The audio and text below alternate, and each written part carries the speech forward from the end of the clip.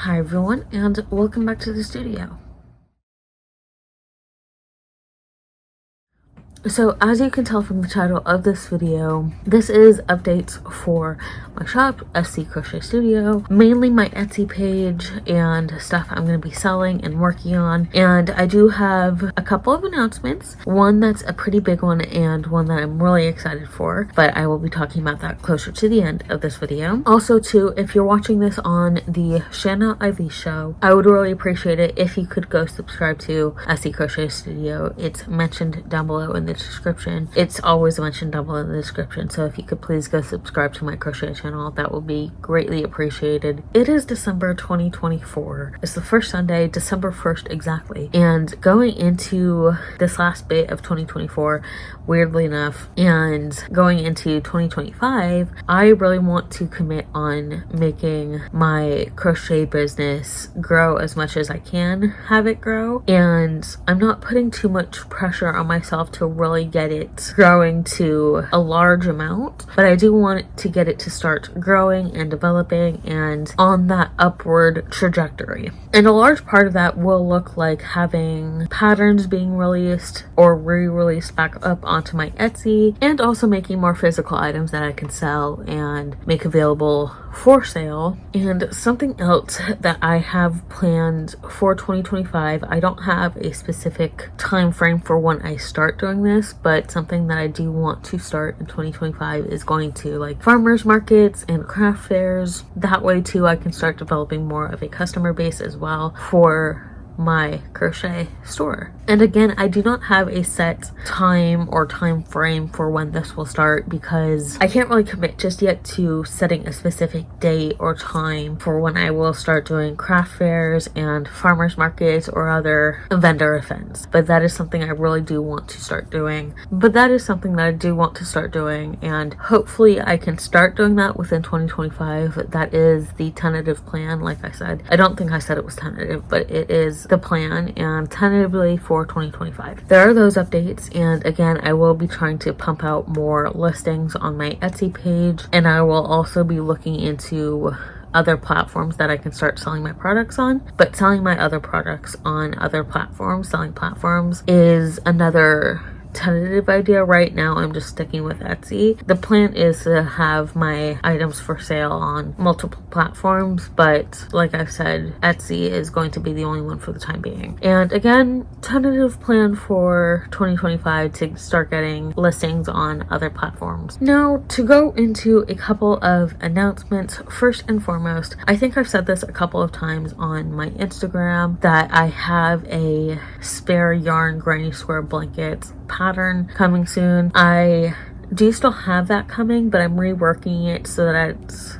an option to do it with spare yarn, with any spare or scrap yarn that you have. But at the same time, I want to work it as like it'll just be like a granny square blanket pattern. You can purchase yarn for it, you can use any spare yarn you have. I want to have that pattern as straightforward as possible and with multiple options of what yarn to use. There's a little bit more wiggle room with what yarn to use, what colors, etc., so on and so forth. For the granny square blanket, I didn't want it to be so strictly pigeonholed into this is a spare / scrap yarn granny square blanket pattern. So I am reworking it to make it more open-ended so that it is an option to use any spare or scrap yarn that you have. But if you want to go a different route, that is also an option for the blankets. And then the main announcement for this video, the one that I am most excited for, I think I've talked about it a little bit on my Instagram, but very briefly, I am working on a pattern for an Epic the Musical inspired granny square blankets. And the big reason for that being is that I am a huge fan of Epic the Musical. I tell people that Epic the Musical is what I needed back when Percy Jackson was first being published and first getting really popular. I didn't need Percy Jackson, I needed Epic the Musical. I've been a fan of Epic the Musical from pretty early on. I don't remember exactly when I joined in. Ever since then, I've been hooked. As of the time that I'm recording this, the Ithaca Saga has not been released yet, but I assume it'll be like on Thanksgiving or on Christmas Day with how the release dates have been going. Well, if it was on Thanksgiving, it may have been released already then. As of the time that I'm recording this, it has not been released, but at the time this is being uploaded, it may have been released. But with that sidetrack done, I've been a huge fan of Epic the Musical, and since I got into crocheting and made my autumn crochet blanket, my autumn blanket, I was like, I want to do an Epic the Musical blanket. And I knew I didn't want to do it the way I did my autumn crochet blanket. I know I didn't want to do it that way where it was like the lines back and forth, which is a great way to do a blanket and a very easy, quick way to do a blanket. But I knew that I did not want to do the Epic the Musical blanket in that fashion. One, because I wanted yarns that would represent each of the sagas well and in a way where I wouldn't have to do yarn changes too much, which would result in using variegated yarns. And two, I wanted to be able to kind of represent each saga cover. Like, I kind of wanted that square look, and when I was initially writing out the first draft of the pattern, I knew I wanted it to kind of look like the 9 saga covers, so like 9 album covers.